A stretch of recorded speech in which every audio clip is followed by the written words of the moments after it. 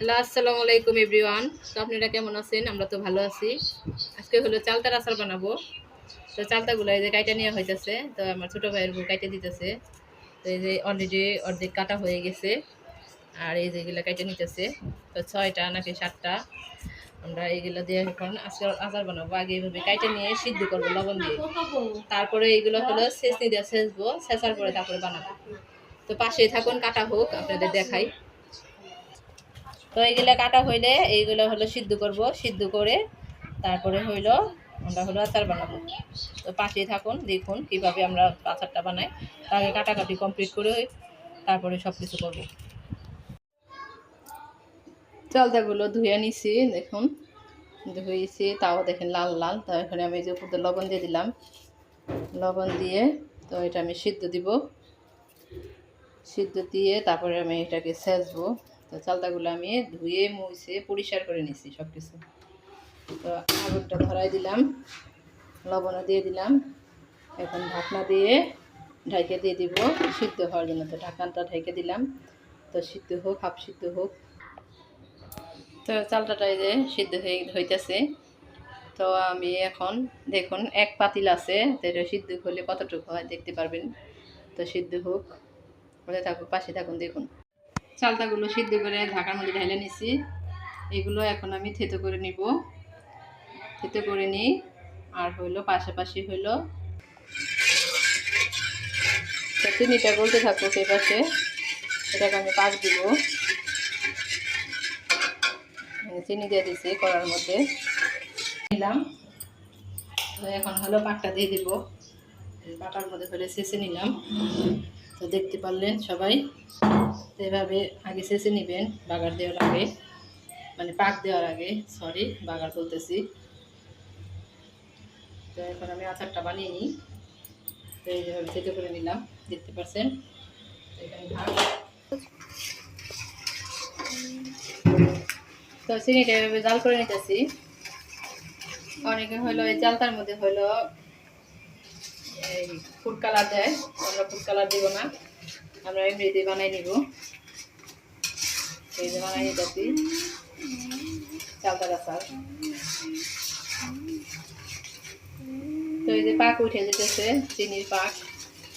ভালো করে পাক হইলেই আমরা হলো দিয়ে দিব চালতাটা। দেখুন এই যে বসাইতেছে।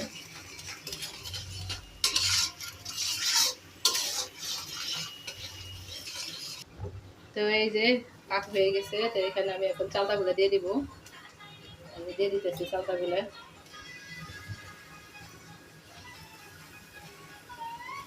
তো সবগুলাই আমি দিয়ে দিব, নাড়াচাড়া দিয়ে দিই। তো এই চালতাগুলো দিয়ে দিছি চিনির মধ্যে। তো এখন আমি এখানে শুকনা মরিচ দিব, শুকনা মরিচ ভাইজা ফাঁকি করে নিছি। একটু ঝাল দিব, ঝাল খাবো, ঝাল ঝাল আচার খাবো আমরা এখন। ঝালটা একটু বেশি পরিমাণে দিলাম।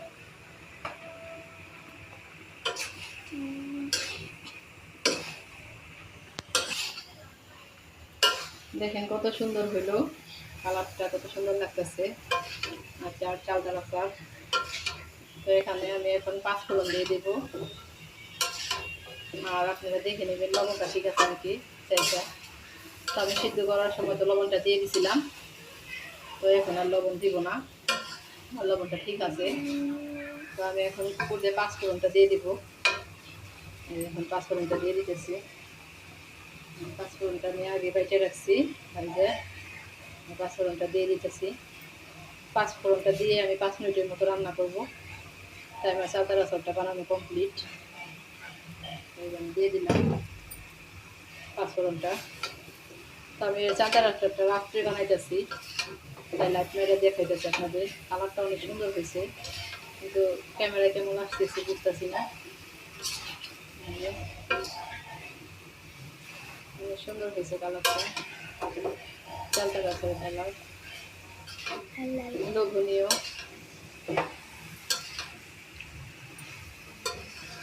তো পাশেই থাকুন, রান্না এইটা আচার বানানোটা কমপ্লিট করি। তো এই যে আচার বানানোটা কমপ্লিট হয়ে গেছে। তো আমি এটা একটু বেরিয়ে নেব।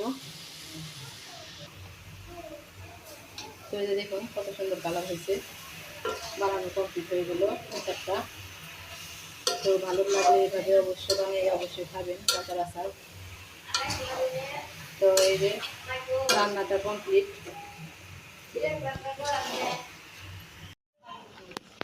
তো এই যে চালতার আচারটা বানানো হয়ে গেছে, দেখেন কত সুন্দর লাগতেছে।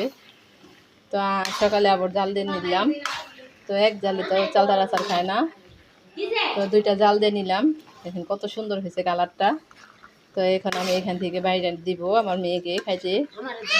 আপনিও খাইবেন? আচ্ছা দিতেছি, সবাই খাবে এখানে।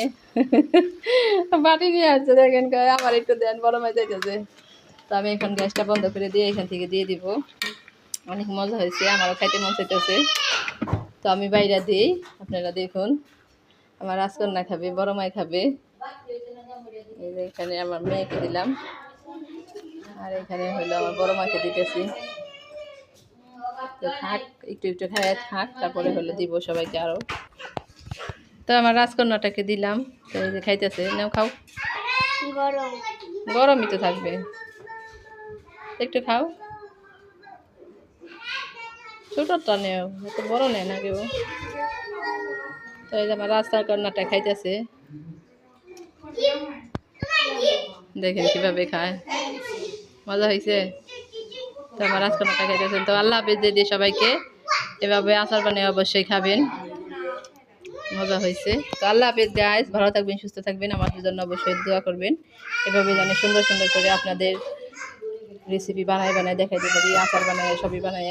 তো আমার পাশে থাকেন, ভিডিওটি ভালো লাগলে অবশ্যই লাইক করেন, সাবস্ক্রাইব করবেন, আর কমেন্টে অবশ্যই জানাবেন কেমন হলো। আল্লাহ হাফেজ গাইস, আল্লাহ হাফেজ দাদা বাবা একটা, আল্লাহ হাফেজ।